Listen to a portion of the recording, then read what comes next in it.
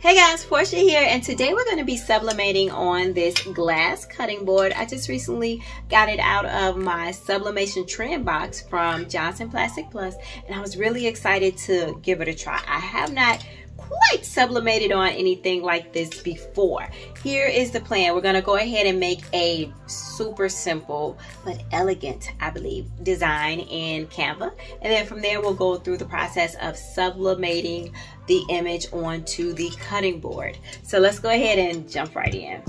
I'm keeping this design super simple. We're only using like 3 elements, and that actually includes a background color. So first thing we are going to do is go to create a design, and I want to do custom size. So the cutting board itself is 7.875 by 10.927.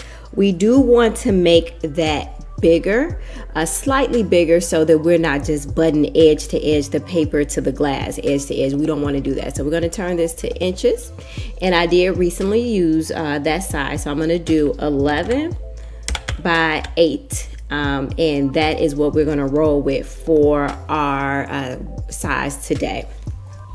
Like I said, the first thing we're going to do is do our background color, and keeping it simple, y'all, it's going to be black. And the next place that I want to go is to elements. Now, I want to use rose petals, or rather just, I'm going to type in petals. And when you type that in, you have so many options that come up, and you could fill your background with that. So like I said, just a couple of elements, right? So this is the second element, and the last element is going to be a name. Now, I am a really big fan of red and black, but that's not what we're going to go with today.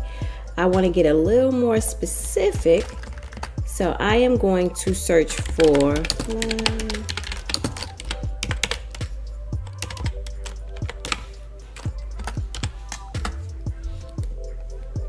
all right, and this is actually the image that I want to use. I like the depth of color. So we have from almost like a bit of red going out to the pink, so it creates an ombre effect. So even though this is like truly going to be a simple design, I'm all about the intricacies in the simplicity.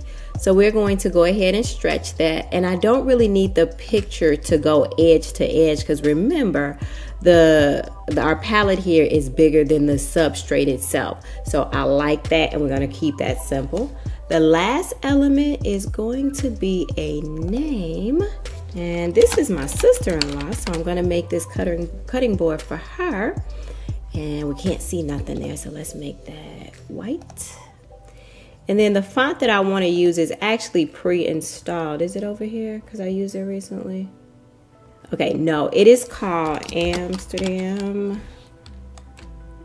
Yeah, here we go. Amsterdam 4. So this actually has, 4 different kind of fonts, but I like the way the A looks in Amsterdam 4. So we're just going to spread the name out,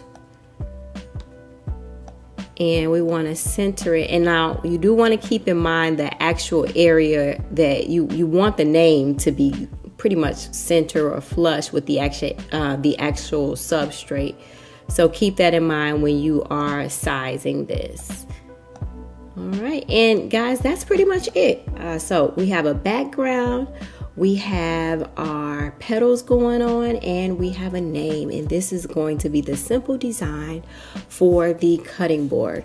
At this point, we can go ahead over here and download it, and I am going to download this as a PDF print, and we just go ahead and hit download, and I'm going to print it out, and then when we come back, we'll prepare for our heat press. Here's the printed image, and if I didn't say before, guys, you don't have to mirror due to the nature of this particular project. We're really putting the image on the back of the substrate. So I have already cleaned off the cutting board. I am trying to avoid touching it, but now while the press is heating up, I just want to go ahead and get the image taped down. Okay, so we are all taped down. We have a textured side here, so once the image is sublimated, we'll be able to see it nice and clear through the textured side.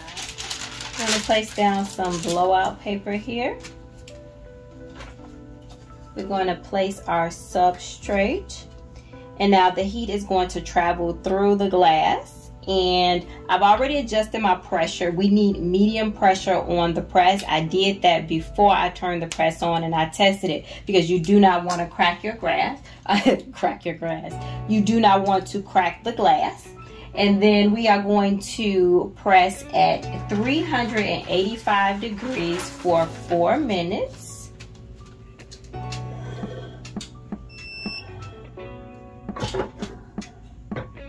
Okay guys, so we're done.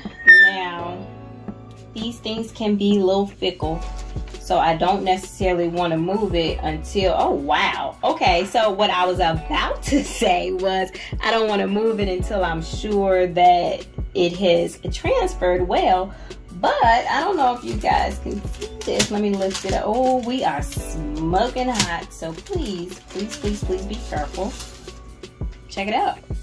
So yeah, let's go ahead and rip our tape off. Whoa, whoa, whoa, whoa, whoa, whoa, whoa.